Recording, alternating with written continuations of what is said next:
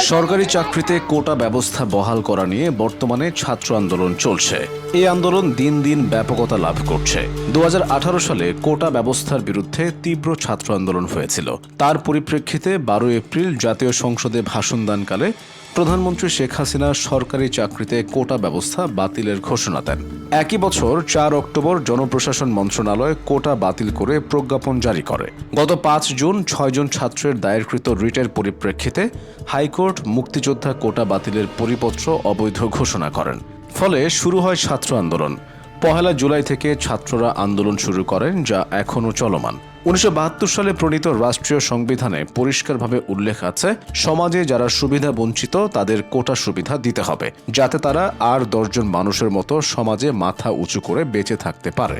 রাষ্ট্র তাদের যদি বিশেষ সুবিধা দেয় তাহলে কোনো ক্ষতি নেই। 1972 সালে প্রথম কোটা পদ্ধতি চালু করা হয়। এরপর একাধিকবার কোটা পদ্ধতিতে পরিবর্তন সাধন করা হয়। 1997 সালে মুক্তিযোদ্ধা ও মুক্তিযোদ্ধার স্বজনদের জন্য দেয়া কোটা বৃদ্ধি করা হয়। কোটা ব্যবস্থা সম্পূর্ণরূপে প্রত্যাহার হোক বা উঠে যাক, এ নিয়ে বিতর্ক রয়েছে। কোটা ব্যবস্থা থাকতে পারে, তবে তার ব্যাপক সংস্কার করা প্রয়োজন। অর্থাৎ পরিষ্কারভাবে কোটা ব্যবস্থা প্রত্যাহার করা নয়, বরং যৌক্তিক সংস্কারের মাধ্যমে সময়োপযোগী করা যেতে পারে। প্রশ্ন হলো, কোটা আইন সংস্কার কেন উচিত? 1972 সালে যখন কোটা পদ্ধতির আইন প্রণীত হয়েছিল, তখন দেশের আর্থসামাজিক অবস্থা যেমন ছিল এখন তা অনেকটাই পরিবর্তন হয়ে গেছে। কাজেই আগের কোটা পদ্ধতি অবিকলভাবে বহাল রাখার সুযোগ নেই। কোটা ব্যবস্থার সংস্কার জরুরি, বিলুপ্তি নয়। যখন মুক্তিযুদ্ধ হয় তখন যারা যুদ্ধে অংশগ্রহণ করেছিলেন তাদের মধ্যে একটি অংশই ছিল তরুণ ও ছাত্র। বিশ্ববিদ্যালয়, কলেজ, এমনকি স্কুলের ছাত্ররাও ক্ষেত্র বিশেষে মুক্তিযুদ্ধে অংশগ্রহণ করেন। যারা মুক্তিযুদ্ধে অংশগ্রহণ করেন তাদের অনেকেরই বাড়িঘর পাকিস্তানি বাহিনী এবং তাদের দোসররা পুড়িয়ে দেয়, লুটপাট চালায়। ফলে মুক্তিযুদ্ধে অংশগ্রহণ করে অনেকেই নিঃস্ব হয়ে গিয়েছিলেন। স্বাধীন বাংলাদেশে ফিরে তারা অর্থনৈতিকভাবে চরম বিপর্যয়ের মুখোমুখি হন। এই অবস্থায় তাদের বিশেষ সুযোগ দিয়ে সমাজে টিকে থাকার ব্যবস্থা করা অত্যন্ত জরুরি ছিল। পরবর্তী সময়ে সরকারি চাকরিতে মুক্তিযোদ্ধাদের দেয়া কোটা সুবিধা বাড়ানো হয়। বর্তমানে সরকারি চাকরিতে মুক্তিযোদ্ধাদের পোষ্যদের জন্য 30% কোটা নির্ধারিত রয়েছে। অন্যান্য মিলিয়ে সরকারি চাকরিতে কোটা সুবিধার হার হচ্ছে 56%। অর্থাৎ সরকারি চাকরিতে কোটা সুবিধা আছে 56% এবং অবশিষ্ট 44% উন্মুক্ত প্রতিযোগিতার মাধ্যমে পূরণ করা হচ্ছে। এই 56%-এর মধ্যে 30%ই মুক্তিযোদ্ধাদের জন্য নির্ধারিত। স্বাধীনতার পরবর্তী কয়েক বছর হয়তো মুক্তিযোদ্ধাদের জন্য 30% কোটা সুবিধা সংরক্ষিত রাখার প্রয়োজন ছিল, কারণ সে সময় মুক্তিযোদ্ধারা সবেমাত্র যুদ্ধ করে ফিরেছেন। তাদের আর্থিক অবস্থা খারাপ ছিল।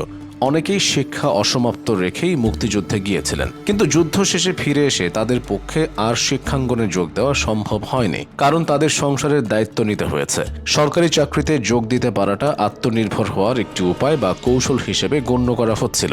সেই সময় সরকারি চাকরিতে 30% কোটা সংরক্ষণ করার যুক্তি ছিল, কিন্তু পরবর্তী সময়ে তারা সরকারি চাকরিতে প্রবেশের মাধ্যমে তাদের আর্থিক অবস্থার উন্নতি সাধন করতে সমর্থ হন। একজন মানুষ মুক্তিযুদ্ধ করেছে বলে তাকে সরকারি চাকরিতে কোটা সুবিধা দেয়া হচ্ছে, বিষয়টি আসলে তেমন ছিল না।